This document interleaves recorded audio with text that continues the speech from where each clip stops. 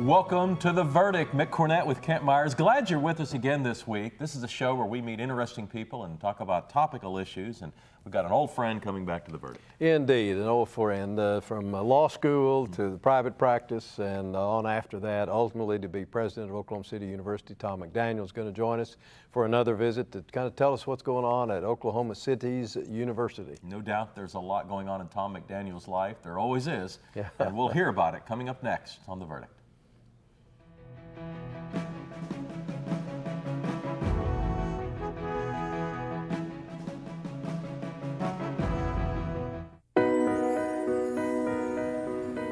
What if America had its own clean energy?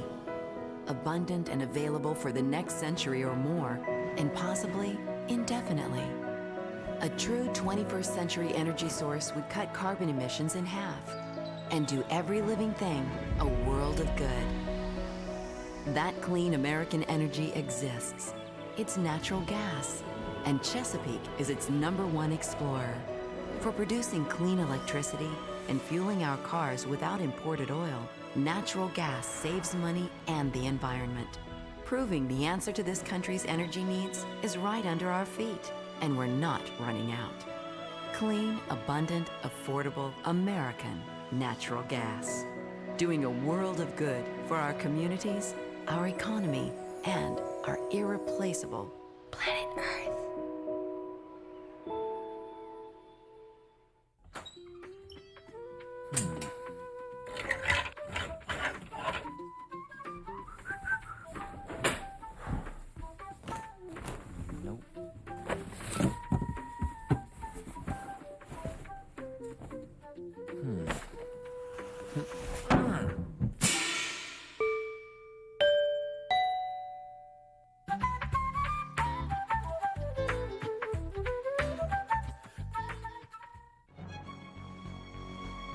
Wilsey, Meyer, Eatman, Tate.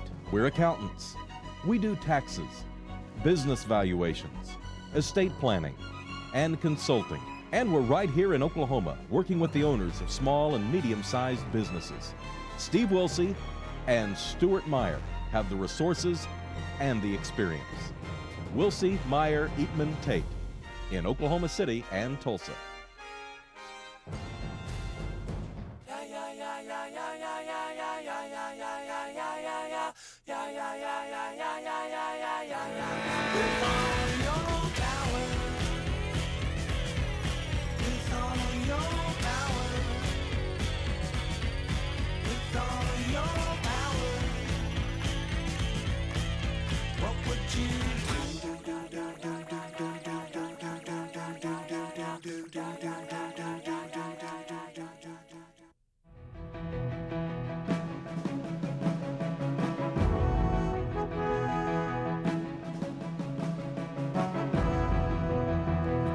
Welcome back to The Verdict. Mick Cornett with Kent Myers, and Kent's going to introduce today's guest. Once again, we're pleased to welcome back President Tom McDaniel on his third visit to The Verdict. Tom is president of Oklahoma City University. He did his undergraduate work at Northwestern Oklahoma State University. He did his law work at the University of Oklahoma, was in private practice for a number of years, was in the judicial system as administrative director of state courts here in Oklahoma. Then was with Kerr McGee, ending up his career there as vice chairman of the board before he was elected president of Oklahoma City University. He's involved in many civic and cultural activities here in the city beyond the university, but of course the university takes all of his time and more, and we're pleased you could give some of your time to us and to our viewers. Thank you. I'm really glad to be with you today. OCU has always got the cranes over there building something new. It seems like ever since you arrived, there's just been one capital project after another. So tell us the latest on capital projects at OCU.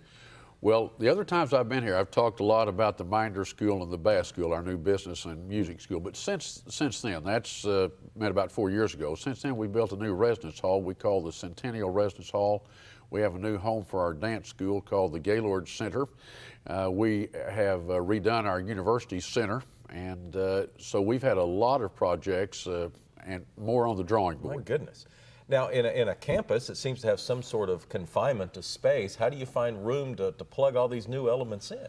Well, it's taken a long-term plan. As you all would know, we do not have the power of eminent domain. And so we have to buy the property as it becomes available. So it takes a lot of thoughtful people in terms of decades rather than just a couple of years. And so we've had a lot of people come before us who have provided land. One of the first landmarks I remember about Oklahoma City University was the Gold Star building. Absolutely. What's the fate of the Gold Star building? How's it being used? Well, today it houses the faculty and the library for our law school. And it was, if you look at the entranceway in concrete, it says School of Religion. But we have transformed it. We have a new place for the School of Religion now, and it is now the law library. And it's been used that way for several years. Long-term plan is to always use the Gold Star building, and we have started a seminary, and we have some other thoughts about expanding the law school, in which we would make the Gold Star building the seminary building and expand the law school. Talk about the law school expansion, or at least the thought about it. You're thinking about moving off campus, are you not? Well, we are. We have given some thought. The mayor was nice enough to talk to us about some of the changes that were going on downtown with regard to core to shore, and it really precipitated our thinking in a way that we hadn't thought about before. And we want to be a part of what's going on downtown, and so thinking about the county law libraries downtown, and we have a law library. Maybe there's some synergy there, thinking about all the law firms that are downtown that could provide intern opportunities for our students, made us believe that maybe a move downtown might be a good thing for us. And I think it would be a good thing for the city. We'd be bringing 750 or 800 people down there every day. So we've been looking at opportunities to move our law school downtown. I guess Dean Hellman's in favor of that? Well, absolutely. After the mayor and I talked, I met with Dean Hellman, of course, first, and then we've met with the faculty. And I think their position on it is, if we can have a facility, if we can significantly improve our facilities and do something that's good for our students, that would be a good thing for us. If that happened, pardon me, if that happens, what would happen to the current law school building? Well, where classes are held? Yes, our plan is to grow our seminary. This is the first year that we've had a seminary on our campus, and we have 23 students. I think in the next decade, we'll have as many as 200, 250 students. So we would use the Gold Star building continue as library, but we'd also use what is now the law school for classes for seminary. How's enrollment doing over there with these economic times? I can only imagine the struggles of the admissions department. Well, you're right, Mayor. We have been really concerned about, and in fact started in September, some cost cutting to try to get ourselves prepared for what we thought might come in January, but did not. We thought that there would be students going home whose mom or dad would have lost their job, and they would have had to either drop out of school or be looking for a lower cost option. That didn't happen for us in January. In fact, our enrollment was up slightly. We think that it's prudent to be thinking that way about the fall. I do say our indicators make us believe right now that our enrollment's going to hold steady. Mm-hmm. Do you see any trends as far as upper degrees, or do you see undergraduates? Is there any trends there as far as enrollment, or more people looking for advanced degrees? Usually in unproductive economic times, when there's an economic downturn, mm-hmm. people go back to graduate school, people go back to law school when they get laid off of their job and they've already got their undergraduate degree. But we've never seen anything exactly like this. And whether or not they can borrow the money, whether or not they can afford to come, will be a question. But I think we've yet to know that, but generally the graduate work improves. Well, has the student loan process been altered by the economic situation? Well, yes. In some ways, there are more people eligible for loans, and we're waiting to see exactly what the stimulus package means to higher education. Particularly, it affects private education in the sense that we think there will be more money for Pell Grants, and so we're hoping that they'll offer some help. Describe, you're of course a private university affiliated with the Methodist Church. Yes. Describe your enrollment for our viewers insofar as a percentage of students that are Oklahoma versus non-Oklahoma and perhaps even international. Yes, we have about 4,000 students, full-time equivalent in the 3,700 category. We're the second largest private school in the state, slightly behind, maybe 300 students behind the University of Tulsa, slightly larger than Oral Roberts. We have about 50% of our students are from the state of Oklahoma and 50 outside the state, predominantly from Texas. That would be the second largest state. We have about 10% international students. That's down for us from what it was probably 20 years ago. A couple of reasons. One is that for a while it was harder for them to get visas, and we have concentrated our recruitment on getting more domestic students, not necessarily fewer international students, because we like the flavor that brings to the campus life. Universities from Harvard on down are seeing their endowments go down in value. I assume your university is looking at those same issues. We are. Our endowment's down 20 to 25%, and I mentioned to you we started in September trying to take into account what that would mean for us. Most of the money in our endowment goes to students for scholarships. And that money, of course, then goes right into our budget in the form of their tuition. And so it will have a dramatic impact. We're thinking now it will have maybe a $3 million negative impact on our next year's budget. Is that on operations? On operations. What is the percentage out of that roughly 3,800 to 4,000 students? What is the percentage of graduate students in that number? Well, interestingly enough, we're almost half. Really? Almost half are graduate students, slightly more undergraduates, but our law school has 600 students, and we have a big MBA program. One of the reasons I think is we have a good program, and then secondly, a good number of the international students that come here come for graduate work at our school, and then being in the capital city of the state, there are just an awful lot of people who are working who come to night school to get their MBA or other graduate degrees. Let me stop and take a break here. We're visiting with the president of Oklahoma City University, Tom McDaniel. You're watching The Verdict, and we'll be right back.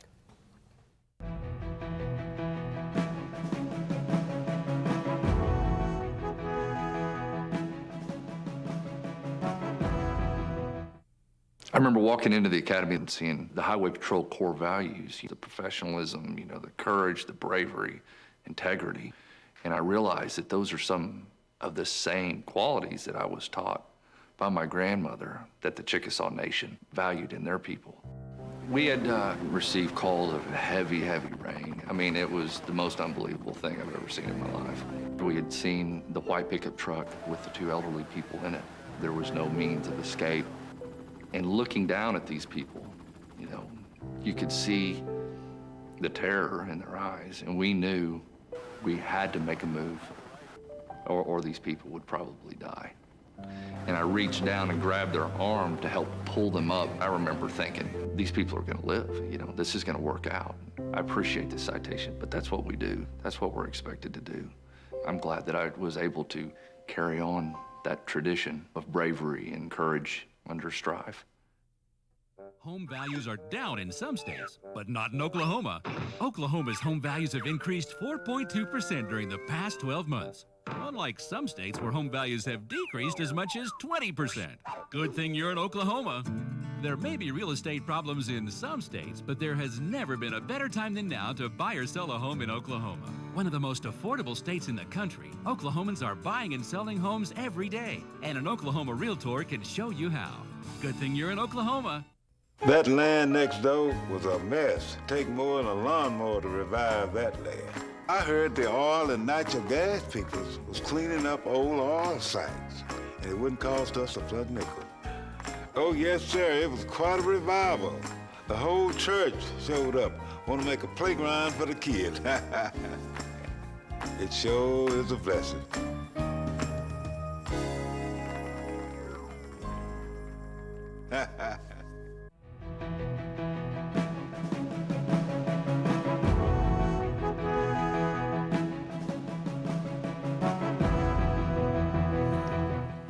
Welcome back to The Verdict. Mick Cornett with Kent Myers, and we're talking with Tom McDaniel, the president of Oklahoma City University. Kent? Talk to us about your academic programs, kind of what's going on there in the way of expansion or improvement. Sure. We're always trying to consider what new programs we can add, and one of the ones that we've added recently is we are offering now 2 PhD programs in nursing.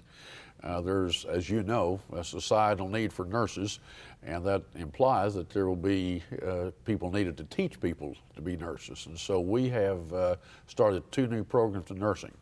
I had mentioned earlier the seminary that we started on our campus. We think for a private church-related school, having a seminary, and there's only one other one in the state, Phillips in Tulsa is the only other seminary, and I'm defining that as some place that you can get a master's degree in theology. So that seminary will be a big thing for us. And then in addition to that, we're trying to build on the good programs we already have. So for example, we have a good business school. So we've added sports business. We've added a nonprofit major in business. In the fine arts, we've added a teaching people to teach dance. We call it dance pedagogy. And we started a program in music called Sacred Music. So those are the kind of things we do to build on the strengths we already have. Well, your musical theater department, of course, is widely known all across the country and probably beyond that. That's continuing to grow, it looks like. Oh, absolutely. We have a lot of performing arts people on our school. We have maybe 350 music majors, 250 dance majors, about 175 theater majors. So the performing arts is really a big program for us. Another area of success is athletics. Brag about your athletic department here for a moment, because the number of national championships that you contend for and then ultimately win is just staggering.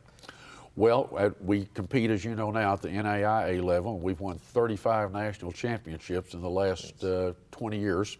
And so it's been a great run for us. And we expect that we'll win some more this year. Our women's golf team has won 4 national championships in a row, and we expect them to win 5 this spring. We continue to add sports. We won a national championship in a new sport for us called women's wrestling. As you know, we have started both men's and women's wrestling. Women's wrestling is going to be an Olympic sport in the next Olympics, and there are only 8 schools in the country that have that. Several hundreds of kids compete in it, and particularly in Texas. And so we have, I think, 8 scholarships and 35 students participating in that.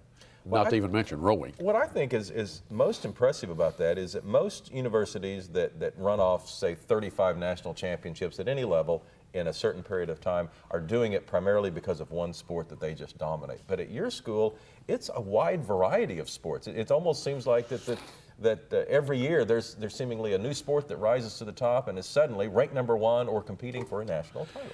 Well, that's true. We have won both men's and women's basketball, baseball, softball, all since I've been there, and so as well as golf. We've won men's and women's golf, so those are things that have been really good for us. I have to give a lot of credit to Oklahoma City's rowing progress to Oklahoma City University, because you were kind enough to let us have Mike Knopp on, your rowing coach. And he was telling us about the Chesapeake Boathouse and the other developments down at the river. That apparently has spawned a couple of other boathouses and the regatta and everything. Tell us about OCU's rowing program and what impact it's had on Oklahoma City. Well, we were lucky enough to find a visionary young man, Mike Knopp, a lawyer, as you may know, who wanted to start a rowing program, and so we hired him. And the rest, I give him the credit for doing. He's a very visionary guy. He's worked closely with the city. He has worked closely with the Chesapeake Boathouse, and now we're fortunate enough to know that there are going to be additional boathouses. One of them is going to be called the Devon Boathouse, home of OCU Rowing. And we received a $5 million gift from Devon Energy to build what I believe will be the finest boathouse in the world. Wow. Go ahead. What's the future have for OCU in the next 5 years? What can people in Oklahoma City look forward to? Well, our several things. Our goal is to expand our nursing program substantially. We've got a wonderful dean of that school. Her name is Marvel Williamson, Dr. Marvel Williamson, and she is, as I mentioned, has already expanded, having a master's degree program, 2 PhD programs, and so we are out of space. And so we have plans on the drawing board to build a big expansion to our nursing school. I've already mentioned the seminary a couple of times. That's going to be growing for us. So we intend to build on our strengths and continue to get more students there and to be a big part of this community. Tom, I've had some personal experience with it recently, that not bring it up because of that, but it's all been very, very positive. But your faculty and staff just seem to an outsider to be extraordinarily responsible and friendly and kind. That obviously doesn't just come about by accident. It starts at the top. How important is that to you? Well, it's terrifically important. I would mention this. The Chronicle for Higher Education picks the best universities in America to work for. And we were top in the size university we were picked in the top 5 universities in the country at which to be an employee. And we've just been notified that for the 2nd year in a row, we've been picked as one of the top 15 places to work in Oklahoma. And I feel just great about that, because we're the only university in the state that's listed among the top 15 places to work, and the competition there is Edward Jones and Chesapeake and Devon and those places. And I think it's because at our place everybody believes that everyone's job counts and everyone's job is important. Well, you get down on the campus and walk the campus and meet the students and eat with them and go to their activities. You and Brenda, I guess, are quite active on the campus all the time. Well, we are. We live there in the Wilson House right on the campus, and it makes it pretty easy for us. But the other thing that makes it easy is we have great students. Brenda and I love the work we're doing, and being engaged in what they're doing really makes us happy. So it's easy for us to do. Universities in general, where is the growth areas? When higher education starts looking at expanding and getting in new curriculums, you think, well, there must be more information technology opportunities in the future. But how do you respond to your clients, which are students?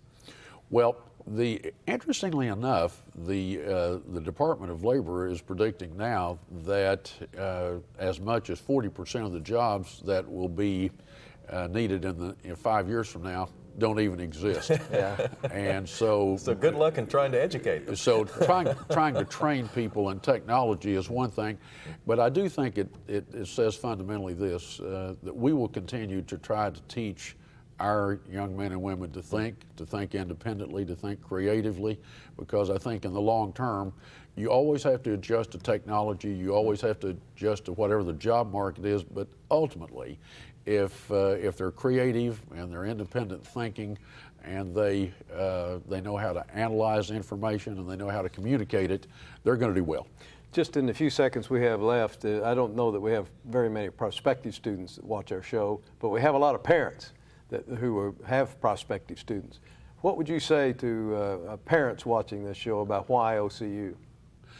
I think why OCU is because we have a simple philosophy that we think produces servant leaders, and that's what we're trying to do, and that is small classes, great faculty, a real personalized educational opportunity, and we also provide an opportunity for spiritual growth and ethical growth, which we believe is important.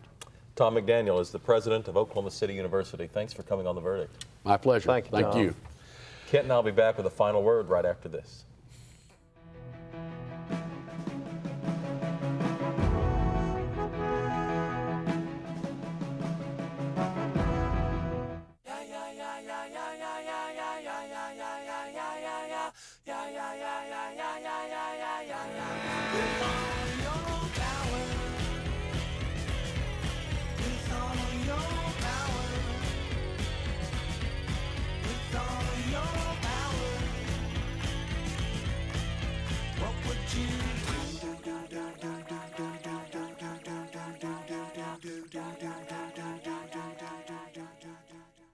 All children deserve a life of hope and love, but sometimes they experience a life of pain, neglect, and abuse. When that happens, each child deserves all the quality assistance and representation that can be offered in our legal system. For more information, call 23-CHILD. Oklahoma Lawyers for Children, helping to bring hope and love back to the lives of abused children. The good life comes naturally to Tulsa, where nature's beauty is matched with an eye for aesthetics. A legacy of neighborhoods graced with lawns and landscaping and handsome homes. A place that seems to have patented an ideal lifestyle. Bank First is loyal to the quality of life Tulsa assures its citizens, to the priority placed on education, culture, and growth. Loyal to builders who transform raw land into residential charm. Developers who see opportunity and add vitality to Tulsa's economy. Bank First serves both enterprise and private lives that need a loyal partner. It's how we help nurture this city's very good life. Bank First. Loyal to Oklahoma. Loyal to you. The Journal-Record is pleased to be a sponsor of The Verdict. The Journal-Record, since 1903, the best source of Oklahoma business news and legal information.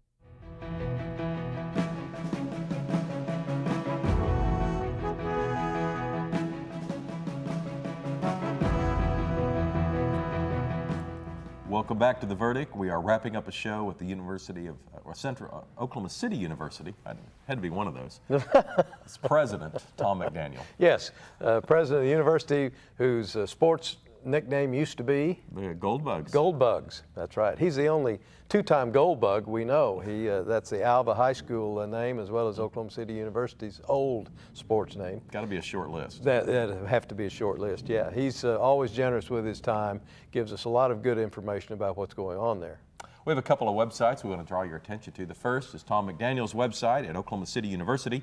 That web address is okcu.edu. That's www.okcu.edu.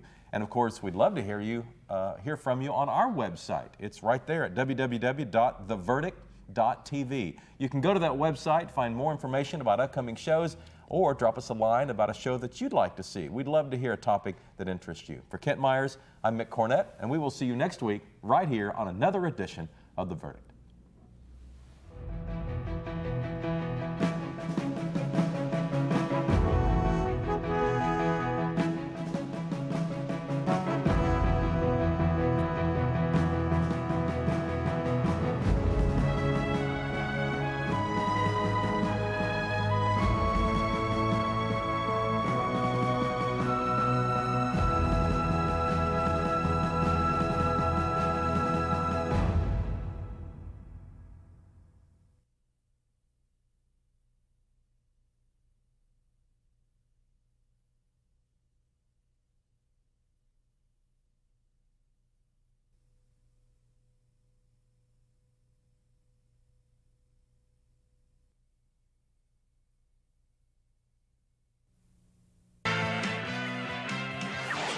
The preceding program was produced exclusively for the Cox Channel.